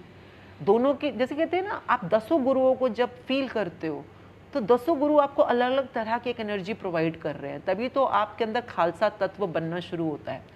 तो बहुत ही कमाल की चीज़ है। और ऐसे ही नहीं 5 तख्त उन्होंने ये वाले चुन के बनाए हैं, रीज़न है उसके पीछे, जो भी रीज़न है। पर देखो हर जगह की एनर्जी बहुत प्यारी है, पर कुछ कुछ जगहों पे कुछ एनर्जीज बहुत प्रोमिनेंट है। तो अब वो आप क्या ढूंढ रहे हो अकॉर्डिंगली। कई लोग जाते हैं बस मत्था टेका, रात को रुके, लंगर छका, आ गए। ये तो वो हो गया, स्कूल गए, क्लास में बैठे, अटेंडेंस लगवाई, बस आ गए। तो अब स्कूल में गए हो तो पढ़ने गए हो ना, क्लास वर्क मिलेगा, होमवर्क मिलेगा, टेस्ट होगा, सब कुछ होगा, स्कूल में जा रहे हो। तो वैसे ही गुरुओं का अपना सिस्टम बना हुआ है। अब आप देना चाहते हो टेस्ट, तो फिर रुको उनके पास, वो लेंगे तुमसे टेस्ट पूरा। तो ये एक फीलिंग है मेरे को। तो वैसे सभी, अगर आप जो बोलो नानक प्याऊ दिल्ली में जैसे है ऐतिहासिक गुरुद्वारे, ऐतिहासिक क्या, हमारे तो जे ब्लॉक का गुरुद्वारा अशोक विहार में, मुझे वहाँ जाके बड़ा आनंद आता है। वहाँ कोई संगत नहीं होती। ਜਿਵੇਂ ਤੁਸੀਂ ਮੈਨੂੰ ਦੱਸ ਰਹੇ ਸੀ ਨਾ ਕਿ ਤੁਹਾਡੇ ਬਚਪਨ 'ਚ ਜਦੋਂ ਤੁਸੀਂ ਆਪਣੇ ਪੇਰੈਂਟਸ ਨਾਲ ਵੈਸ਼ਨੋ ਦੇਵੀ ਜਾਂਦੇ ਸੀਗੇ ਹੈ ਨਾ, ਉਦੋਂ ਜਦੋਂ ਤੁਸੀਂ ਦਰਬਾਰ ਸਾਹਿਬ ਆਉਂਦੇ ਸੀ ਉਦੋਂ ਐਂ ਲੱਗਦਾ ਸੀ ਕਿ ਬਸ ਆਏ ਆ, ਮਤਲਬ ਇੱਕ ਬੱਚੇ ਦੇ ਮਨ 'ਚ ਓਨਾ ਹੀ ਸੀ ਵੀ ਹਾਂ ਇੱਕ ਨਵੀਂ ਤਾਂ ਆਏ ਆ। ਬਟ ਮੈਂ ਉੱਥੋਂ ਪੁੱਛ ਰਹੀ ਕਿ ਉੱਥੋਂ ਇੱਥੇ ਤੱਕ ਆਉਣ ਤੋਂ ਪਹਿਲਾਂ ਉਹ ਕਨੈਕਸ਼ਨ ਕਿੱਦਾਂ ਫੀਲ ਹੋਇਆ? गुरु ने कराया, मैंने नहीं किया। आप मुझसे अभी भी कोई क्वेश्चन पूछोगे ना तो मैं 2 मिनट सोचूंगी कि मैंने किया, मेरे को तो पता भी नहीं। तो ये पहले मेरे लिए सिर्फ एक हिस्टोरिकल प्लेसेस थी, जाना अच्छी लगती थी, देखने में सुंदर बना हुआ है, जैसे सोना लगा हुआ है, यू नो। कई बार लोग कहते थे स्वर्ण मंदिर है, तो मम्मी पूछे सच में सोना लगा हुआ है सारा का सारा, यू नो। आपको क्यूरोसिटी होती है हर एक चीज़ की जानने की। अंदर इतना सुंदर, अंदर से कितनी सुंदर है ना। मुझे भारी खूबसूरती, ऐसा लगता था यहाँ पे रोम रोम में बसी हुई है, पर खूबसूरत है। तब ये नहीं फील किया था कि ये अंदरूनी खूबसूरती को कब टच कर जाएगा। तब रूहानियत कब फील हुई? ये तो बताया ना, अमृत धारण से पहले हल्का सा, और उसके बाद तो ये जर्नी स्टार्ट ही हो गई, भर भर के स्टार्ट हो गई।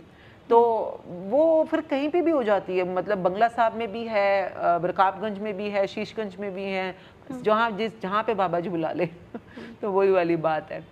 मैं दिल्ली का आपको बताती हूँ एक किस्सा कि जैसे हम बात कर रहे थे थोड़ी देर पहले ना, जब मैंने अमृत धारण कर लिया, मेरा पूरा घर परिवार सब शॉक हो गए कि क्या हो गया इसको, क्योंकि और वो भी 1 हफ्ते के अंदर अंदर सब कुछ हो गया ना। 1 हफ्ते पहले किसी को अपने ग्लैमरस देखा है, नॉर्मल देखा, और 1 हफ्ते बाद देखो तो बिल्कुल ही सादी, ना मेकअप ना ज्वेलरी, तो शॉक हो गए। एनीवेज वो अलग केस था, पर एक केस था कि जो मेरे को डीपली, बहुत डीपली, आपने पूछा ना कैसे हुआ, तो मैं डीपली कनेक्शन बता रही हूँ आपको।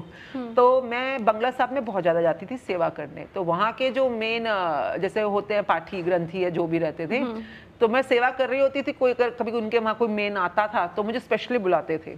तो जैसे तो कहते ये देखो हिंदुओं की कुड़ी ने अमृत छक लिया, ये देखो हिंदुओं की कुड़ी ने अमृत छक लेता है। तो मुझे ना समझ नहीं आया कभी कि जो बोल रहे हैं हिंदुओं की कुड़ी ने अमृत छक लेता है, मतलब पंजाबी में बोल रहे थे, ये क्या है, पॉजिटिव बोल रहे हैं मेरे बारे में या कुछ अजीब बोल रहे हैं, पर ये बार बार क्यों बोल रहे हैं हिंदुओं की कुड़ी ने अमृत छक लेता है, जबकि मैं तो पंजाबी थी, मम्मी पापा पंजाबी थे, पर उनके लिए मैं हिंदू थी क्योंकि मैं सिख नहीं थी। तो ये मेरे को समझ नहीं आया। तो एक दिन मैं ना बड़ी वो हुई कि एक ही दिन पर 2-3 बार बोल दिया उन्होंने मुझको, तो मैंने कहा ये कोई बोलने वाली चीज़ है क्या, ये क्यों बोल रहे हो बार बार आप। तो मैं घर गई तो मैंने कहा लेट मी चेक, नंबर 1 मैं हूँ कौन। तो मेरे फादर जो हैं वो, हम तो तलवार हैं, जैसे कि अशोक तलवार मेरे पापा का नाम है।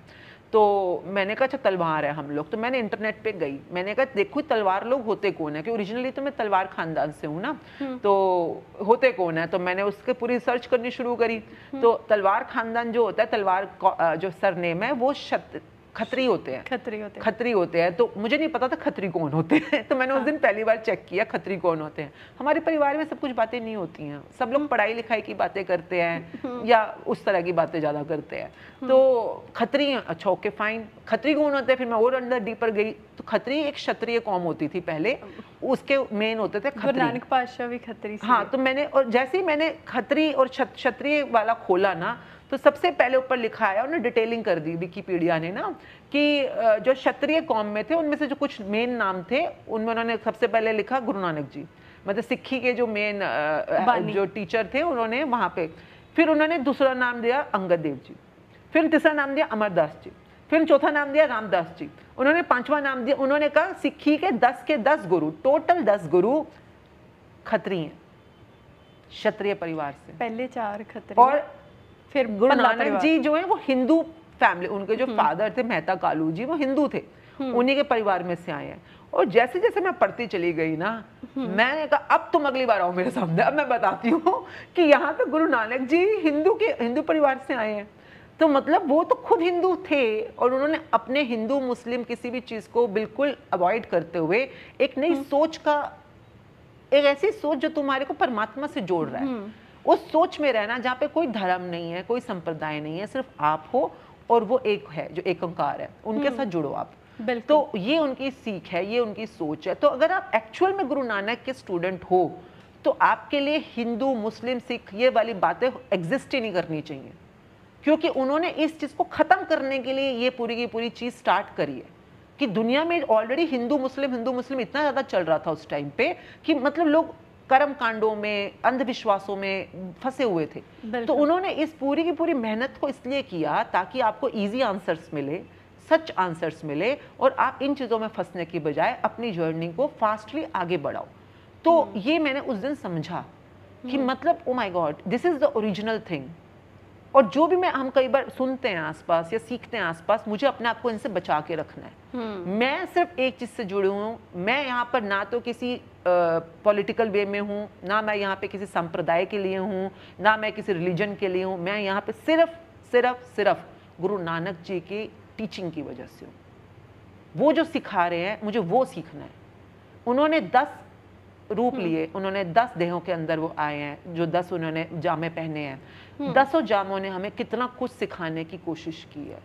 पूरा जीवन लगा दिया, अपने परिवार लगा दिया, अपने बच्चे लगा दिए उन्होंने हमें सिखाने के लिए।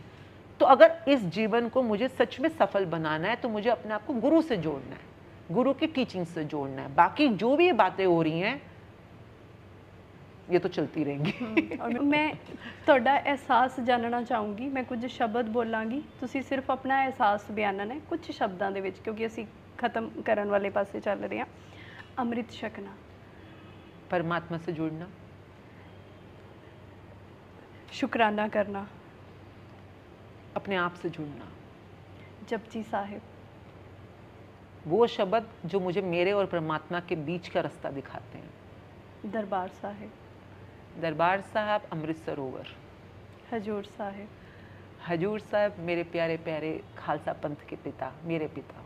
अरदास, अरदास मेरा रोज उस परमात्मा और गुरु से जुड़ने का तरीका। जी। सो एक लास्ट गल पूछांगी, जिवें तुसीं अज मैं देखिया तुसीं सोशल मीडिया के जरिए या एक कोशिश कर रहे हैं कि शुकराने दे नाल जुड़ के ਬੰਦਿਆਂ ਦੀ ਜ਼ਿੰਦਗੀ ਨੂੰ ਸੌਖਾ ਕਰ ਦਿੱਤਾ ਜਾਵੇ, ਔਰ ਤੁਹਾਨੂੰ ਲੱਗਦਾ ਕਿ ਸ਼ੁਕਰਾਨਾ ਕਰਨ ਦੇ ਨਾਲ ਜਾਂ ਪੋਜ਼ਿਟਿਵ ਸੋਚਣ ਦੇ ਨਾਲ ਹੈ ਨਾ ਜ਼ਿੰਦਗੀ ਜਿਹੜੀ ਪੂਰੀ ਦੀ ਪੂਰੀ ਬਦਲ ਜਾਂਦੀ ਹੈਗੀ ਹੈ। ਸੋ ਤੁਹਾਡੇ ਲਈ ਸ਼ੁਕਰਾਨਾ ਦਾ ਆਪਣੇ ਲਈ ਕੀ ਮਤਲਬ है? शुक्राना का मतलब है जो भी मुझे मिला आज तक, whatever is given to me, being thankful for that. जो है, जो था, अगर मैं उसके लिए शुक्रगुजार हूँ तो मुझे यूनिवर्स या ये परमात्मा और देंगे। और अगर मैं आज शुक्रगुजार नहीं हूँ या कंप्लेन कर रही हूँ तो जो है ना वो भी धीरे धीरे कम हो जाएगा या वापस ले लिया जाएगा। तो आपको जीवन में जो भी चाहिए, आपको तरक्की चाहिए, पैसा चाहिए, खुशियाँ चाहिए, सेहत चाहिए, नौकरी चाहिए, क्लाइंट्स चाहिए, जो भी चाहिए, फॉर्मूला सेम है। आप बस वहाँ पे शुक्राना करना शुरू करो। आप अगर जैसे आप आज पॉडकास्ट कर रहे हो, आपके पास फॉलोअर्स होंगे, है ना, तो आपको और फॉलोअर्स चाहिए। फॉर एग्जांपल है, आपके पास जितने अभी तक फॉलोअर्स, आप दिन के 5 मिनट निकालो खाली और सिर्फ इतना लिखो, मैं बहुत शुक्रगुजार हूँ इन लोगों के लिए जो मेरी पॉडकास्ट देखते हैं, उसको अच्छी तरह से सराहते हैं, उसके बारे में अच्छा बातें करते हैं, सोचते हैं और लोगों से भी शेयर करते हैं। मैं इन लोगों के लिए बहुत शुक्रगुजार हूँ।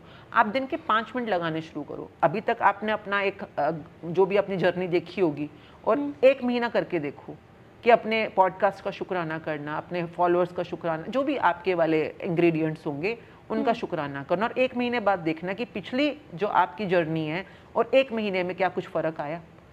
क्योंकि शुक्राना या ग्रैटिट्यूड ऐसी चीज़ होती है जो गुड एनर्जी बनाने में सबसे फास्ट काम करती है। अगर मैं किसी चीज़ के लिए शुक्रगुजार हूँ तो मोस्ट प्रोबेबली मैं नेगेटिव नहीं हूँ वहाँ पे।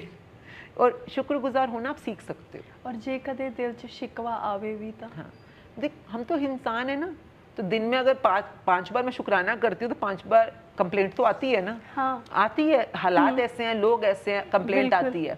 धीरे धीरे जब हम प्रैक्टिस में आते हैं ना, आगे बढ़ते बढ़ते बस ये कंप्लेंट कम होनी जाएगी। अभी अगर 10 आ रही हैं, धीरे धीरे 9 हो जाएंगी, 8 हो जाएंगी। आप थोड़ा सजग रहोगे कि भैया एक कंप्लेंट करने से मैं अपने मन चाहे अपने सपने की देखिए, शुक्राना करना कोई मोरल या गुड बैड चीज़ नहीं है। अगर आपको अपनी ज़िंदगी की इच्छा की दुनिया, सपनों की दुनिया, डिज़ायर्स की दुनिया, जो भी आपकी वांटेड दुनिया, जिसको कहते हैं ना मन वांछित दुनिया, वहाँ तक पहुँचना है तो गुड एनर्जी ही आपको वहाँ तक ले जा सकती है। तो हम शुक्राना सिर्फ इसलिए सिखाते हैं कि भैया जो भी तुम्हारी इच्छा है और तुम चाहते हो पूरी हो जाए तो अपनी एनर्जी पे काम करो। क्योंकि एक बैड एनर्जी, एक बैड आपकी कंप्लेंट आपको आपके सपने से 10 कदम पीछे ले जाती है। ये मैं नहीं कह रही, ये रिटन फॉर्मूला है। दसवंत का जैसे फॉर्मूला है वैसे 10 कदम का फॉर्मूला होता है यूनिवर्स का ना। तो आपका एक शुक्राना आपको आपके सपने की तरफ एक कदम आगे ले जा रहा है।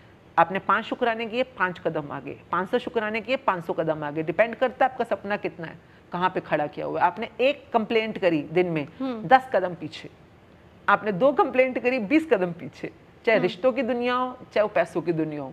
तो इंसान यही तो कर रहा है, 2 कदम आगे 20 कदम पीछे, 2 कदम आगे 20 कदम पीछे, तभी तो वो अपनी मनचाही दुनिया प्राप्त नहीं कर पा रहा। तो हमारी ट्रेनिंग, और हमारी ट्रेनिंग नहीं है, एक बुक है प्रॉपर, मैजिक बुक। अगर आपको फोटो मेरे जरूर दिखाना है इस टाइम पे, इंटरनेशनल बुक है। रोंडा बर्न बहुत ही कमाल की लेखिका है, उनकी बुक है। हिंदी में, पंजाबी में, हर भाषा में बुक आती है। इस बुक में 30 दिन की प्रैक्टिस दी हुई है। अच्छा। तो आपने 30 दिन तक रोज एक चैप्टर पढ़ना है और प्रैक्टिस करनी है। हम यही प्रैक्टिस ऑल अक्रॉस वर्ल्ड में, अभी लाखों लोग हमारे साथ जुड़े हुए हैं। हम इंटरनेट पे जुड़ते हैं, यूट्यूब, जूम पे जुड़ते हैं, और फ्री ऑफ चार्ज हमारे ये सारे के सारे कोर्सेज होते हैं। तो सब लोग जुड़े रहते हैं, कोशिश करते हैं मैजिक बुक से जुड़े रहें, क्योंकि अगर आप प्रैक्टिस छोड़ दोगे तो फिर से वापस नेगेटिविटी में जाने के चांसेस हो सकते हैं।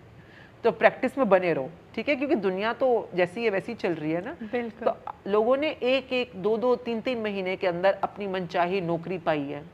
जिनकी शादी नहीं हो पा रही थी इतने सालों से, उन्होंने अपने लिए मनचाहा पार्टनर पाया। जिनके बच्चा नहीं हो पा रहा था इतने 10-10 सालों से, वो प्रेग्नेंट हुए, उनको बच्चा हो गया। जिनके बिजनेस ठप हुए पड़े थे, उनके बिजनेस बहुत बढ़िया चलने शुरू हो गए। जहाँ पर घरों में लड़ाई झगड़े और बहुत ही कलेश का माहौल था, उन्हीं घरों में इतनी हारमनी, इतना अपनापन, इतना प्यार, इज्जत बनी। क्यों? क्योंकि उन लोगों ने बस इस प्रैक्टिस को टाइम दिया है। और टाइम दिन के कुछ मिनट्स ही होते हैं, पर रिजल्ट्स 100% है। मैं नहीं कह रही, ये प्रैक्टिस बोलती है अपने आप में। तो इसीलिए गुरबाणी भी एक गल कहती कि जिहड़ी औरत है ओहो, क्योंकि जिन्नियां भी गल्लां साडी गुरबाणी दे विच परमात्मा नूं कहीआं, बहुत थावां ते गुरु साहिब ने अपने आप नूं इस्त्री रूप दिखाया, और परम पिता परमात्मा नूं अपना परमेश्वर पति कह के आपदे उस प्यार नूं, आपदे उस समर्पण नूं उन्हां ने बयान कीता है ना। तो कितने किते ऐ लगदा कि इस्त्री दे कोल ओ संवेदन है जिहदे नाल गुरु तक असीं छेती जुड़ सकते हैं। तुहाडे नाल बहुत सारियां बीबियां औरतां कनैक्ट करदियां होणगियां, पर जिद्दां अज असीं देखदे कि हर किसी दी जिंदगी इन्नी सौखी नहीं है। ਤਾਂ ਬੀਬੀਆਂ 'ਚ ਇਹ ਚੀਜ਼ ਬਹੁਤ ਛੇਤੀ ਮੰਨੀ ਜਾਂਦੀ ਕਿ ਉਹ ਛੋਟੀ ਛੋਟੀ ਚੀਜ਼ਾਂ ਨੂੰ ਲੈ ਕੇ ਸੁਖਨਾ ਕਰਦੀਆਂ ਕਿ ਆਹ ਪੂਰਾ ਹੋ ਜੇ ਤੇ ਮੈਂ ਆਹ ਕਰਾਂਗੀ। ਬਟ ਜੋ ਤੁਸੀਂ ਕਹਿ ਰਹੇ ਹੋ ਉਹ ਇੱਕ ਚੱਲਦੇ ਰਹਿਣ ਦਾ ਰਾਹ ਹੈ। ਹਰ ਰੋਜ਼ ਤੁਸੀਂ ਪੂਰੀ ਜ਼ਿੰਦਗੀ ਬਸ ਇੱਕ ਚੜ੍ਹਦੀ ਕਲਾ ਸ਼ੁਕਰਾਨੇ ਦੇ ਵਿੱਚ ਰਹਿਣਾ, ਸ਼ਾਇਦ ਉਹਨਾਂ ਲਈ ਆਸਾਨ ਨਹੀਂ ਹੈ, ਪਰ ਆਪਾਂ ਉਹਨਾਂ ਨੂੰ ਕੀ ਕਹਿ ਸਕਦੇ ਹਾਂ, ਜਾਂ ਕੀ ਅਸੀਂ ਉਹਨਾਂ ਦਾ ਇਵੇਂ ਚੀਜ਼ਾਂ ਮੰਗਣਾ ਜਾਂ ਸੁਖਣਾ ਕਰਨਾ ਜਾਂ ਅਰਦਾਸ ਕਰਨਾ ਇਹਨੂੰ ਲਾਲਚ ਕਹਿ ਸਕਦੇ ਹਾਂ, ਜਾਂ ਅਸੀਂ ਇਹਨੂੰ ਕਿਵੇਂ ਦੇਖ ਸਕਦੇ ਹਾਂ? आपने जो बात बोली ना मेरे दिल के बहुत करीब है। Number 1, all the women. देखिए, जो गुरु महाराज ने कहा कि पति प्रभु हैं और हम जीव स्त्री हैं, मतलब हर इंसान के अंदर मैस्कुलिन एंड फेमिनिन एनर्जी दोनों होती है।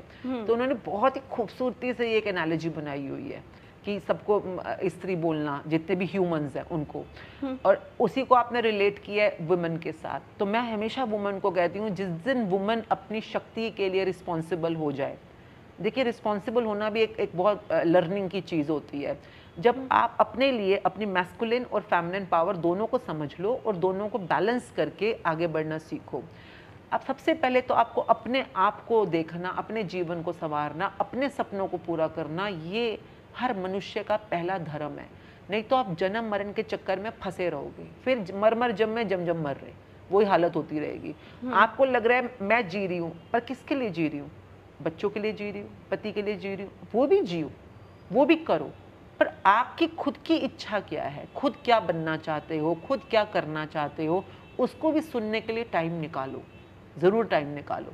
और मैं हमेशा मानती हूँ एक रिस्पॉन्सिबल वुमन एक घर में अपने बच्चों को, अपने पति को, अपने पूरे परिवार के लिए एक बहुत बड़ी शक्ति का स्रोत बन सकती है, जब उसको अपनी शक्ति पता चले तो। और जब आप गुरुद्वारों में, मंदिरों में, कहीं पे भी मन्नत मांगने जा रहे हो, हाथ खोल के जा रहे हो ना, पर हाथ में से पहले देना सीखो। मैं कहती हूँ हाथ अगर खोल भी रहे हो तो पहले देना सीखो। और जिसके सामने तुम मत्था टेक रहे हो, तुम्हें क्या लगता है तुम्हारे 10 रुपए, 100 रुपए, ये छतर, ये रुमाले, ये चढ़ाने से वो खुश होंगे? मतलब तुम, कई बार लोग सोने की चीज़ें चढ़ाते हैं, बड़ी बड़ी चीज़ें चढ़ा देते हैं। मैं तो कहती हूँ कि शर्म कर लो। तुम क्या दिखा रहे हो कि मैं ये चढ़ा रहा हूँ? किसने दिया? किसने? उन्होंने तो दिया तुम्हें। देने वाला कौन है? जिसके सामने तुम मत्था टेक रहे हो वही तो दे रहा है तुमको, और तुम उसी के दिए को उसको दिखाकर, चढ़ाकर बड़ी बातें बना रहे हो। अगर सच में उनको कुछ देना चाहते हो ना, तो वो सिर्फ एक चीज के लिए तुम्हारी तरफ देखेंगे, वो है दिल से निकली शुक्रिया कि रब तूने बहुत देता है, बहुत दिया, तूने बचपन से लेकर अब तक इतना दिया, इतना दिया। अगर तुम्हारी जेब में 5 रुपए भी है ना, तब भी तुम बोलो कि इतना दिया है, मतलब खाने को दिया, रहने को दिया, कपड़े पहनने को दिया, रोटी खाने को दी, पढ़ने को स्कूल दिया, यूनिफॉर्म दी, कितना कुछ दिया। हर चीज़ में पैसे लगते हैं, हर चीज़ में मेहनत लगती है। तो अगर आप सुखना भी करते हो ना, कुछ मांग रहे हो, पहले देना सीखो, और देना दिल से शुक्राना। तो जब आप देना सीखोगे ना, तो वो तो इतने बड़े दिल के हैं ना, जो ये यूनिवर्स या जो मर्जी नाम हो, ये तो दे ही रहे हैं, देता दे देता देना जाए, जुगा जुगंतर खाए खाए। तो मतलब वो तो दे ही रहे हैं, वो तो देते ही जा रहे हैं। आप एक बार शुक्राना दे के तो देखो, फिर देखो उनका दिल कैसे और आपके लिए बड़ा हो जाता है। तो बस फिर लेते जाओ, देते जाओ, लेते जाओ। गिव एंड टेक है ना, पर गिव पहले करना है। गिव क्या करना है? ग्रेटिट्यूड, शुक्राना। अगर वाह वाह कर दो, वाह वाह, वाहे गुरु, क्या घर दिया, क्या परिवार दिया, जो भी पहन रहे हो, हम बातें कर रहे हो, वाह वाह वाह, क्या कैमरा है, वाह क्या लाइट है, वाह क्या आपके प्यारी प्यारी टीम है, वाह वाह आपके इतनी दूर से आप आए हो, वाह वाह, वाह गाड़ी, वाह पेट्रोल, वाह हर चीज़ की वाह वाह है।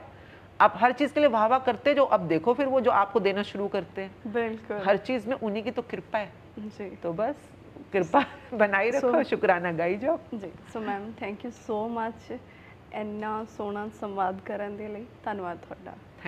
थैंक यू आपके टाइम का, आपके इंटरेस्ट का, आप इतनी दूर से आए हमसे मिलने के लिए, बहुत बहुत शुक्रिया आपका, आपकी टीम का, आपके चैनल का बहुत बहुत शुक्रिया। बहुत तरक्की, ब्लैसिंग्स टू यू। सो प्यारे दोस्तों, ਇਹ ਸਨ ਸਾਡੇ ਨਾਲ ਐਸ਼ਮੀਨ ਕੌਰ ਮੁੰਜਾਲ, ਔਰ ਅਸੀਂ ਤੁਹਾਨੂੰ ਉਹਨਾਂ ਦੇ ਰੂਬਰੂ ਕਰਵਾਇਆ ਉਹਨਾਂ ਦੀ ਸਪਿਰਚੁਅਲ ਜਰਨੀ ਔਰ ਸਿੱਖੀ ਦੇ ਪ੍ਰਤੀ ਉਹਨਾਂ ਦਾ ਜੋ ਸੰਕਲਪ ਹੈ, ਔਰ ਕਿਸ ਤਰ੍ਹਾਂ ਦੇ ਨਾਲ ਉਹ ਇੱਕ ਆਮ ਜ਼ਿੰਦਗੀ ਚੋਂ ਜੋ ਕਿ ਆਲੇ ਦੁਆਲੇ ਦੀਆਂ ਚੀਜ਼ਾਂ ਜਦ ਸਮਤਲ ਚੱਲ ਰਹੀਆਂ ਸਨ, ਉਸ ਵੇਲੇ ਵੀ ਉਹ ਇੱਕ ਆਮ ਕੁੜੀ ਦੀ ਵਰਗੇ ਨਹੀਂ ਸੀ। ਉਸ ਵੇਲੇ ਉਹ ਸੁਪਨੇ ਦੇਖਦੇ ਸਨ, ਉਹਨਾਂ ਸੁਪਨਿਆਂ ਦੇ ਲਈ ਦਿਨ ਰਾਤ ਇੱਕ ਕਰ ਦਿੱਤਾ, ਮੰਜ਼ਿਲ ਹਾਸਲ ਕੀਤੀ, ਪਰ ਉਸ ਮੰਜ਼ਿਲ 'ਤੇ ਆ ਕੇ ਜ਼ਿੰਦਗੀ ਦਾ ਇੱਕ ਨਿਚੋੜ ਕੱਢਿਆ ਕਿ ਇਹ ਜ਼ਿੰਦਗੀ ਦਾ ਸਫ਼ਰ, ਅਸਲ ਸਫ਼ਰ ਕਿਹੜਾ ਹੈ ਜਿਹਦੇ 'ਤੇ ਅਸੀਂ ਸਾਰੇ ਆਏ ਹਾਂ।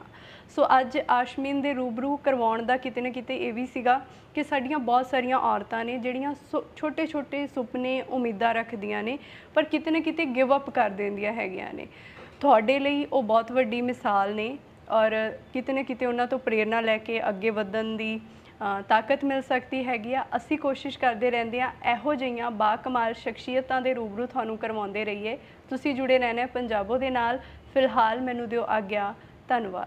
वाह जी वाह, क्या बात है। एक हिंदू धर्म दी अमीर तरीन कुड़ी जिन्हें शाहरुख खान दे नाल, आमिर खान दे नाल, सलमान खान दे नाल, कतरीना कैफ दे नाल, हर सुपरस्टार दे नाल काम कीता है। उन्हें हिंदू धर्म छड्ड के सब कुछ त्याग के सिखिज्म धर्म अपना लिया। एक छोटी जी गल नहीं, बहुत वड्डी गल है। इन्हां दी पहली जिंदगी बहुत ही मॉडर्न जिंदगी सी, हर टाइम मेकअप दे विच, जिस तरह के भैन जी ने खुद दस्सिया कि मेरे अंग अंग दे विच मेकअप हुंदा सी, लेकिन जदों दी मैं सिक्खी दे विच आ गई हां, सारा मेकअप, हर चीज जिहड़ी मैं त्याग दित्ती है, छड्ड दित्ती है, सिर्फ और सिर्फ सिक्खी दे लड़ लग गई हैं। और भैन जी दा कहना सी कि सब तो पहला मैं मूल मंत्र दे नाल मैनूं प्यार होया, मूल मंत्र जदों सुनिया मेरी सोच तब्दील हो गई ते मैं हिंदू धर्म छड्ड के सिखिज्म धर्म अपना लिया। ये कोई छोटी जी गल नहीं, बहुत वड्डी गल है, बहुत वड्डा डिसीजन है। टोटल लाइफ स्टाइल जिहड़ा वो चेंज हो गया। जिस तरह सलमान खान दे नाल फिरना, आमिर खान दे नाल फिरना, अक्षय कुमार दे नाल फिरना, सुपरस्टारां नाल फिरना, सब कुछ छड्ड छुड़ के गुरु दे लड़ लग जाना, ये कोई छोटी जी गल नहीं, बहुत वड्डी गल है। बाकी वीडियो देख के जो मैनूं लगदा सी मैं आप जी नूं दस दित्ता, जो आप जी नूं लगदा आप जी ने मैनूं कमेंट दे विच लाजमी दसना। ते इस मेरी अज दी वीडियो, मिलदे आं आपां नैक्सट वीडियो दे विच। उदों तक मैनूं दिओ इजाजत, रब राखा।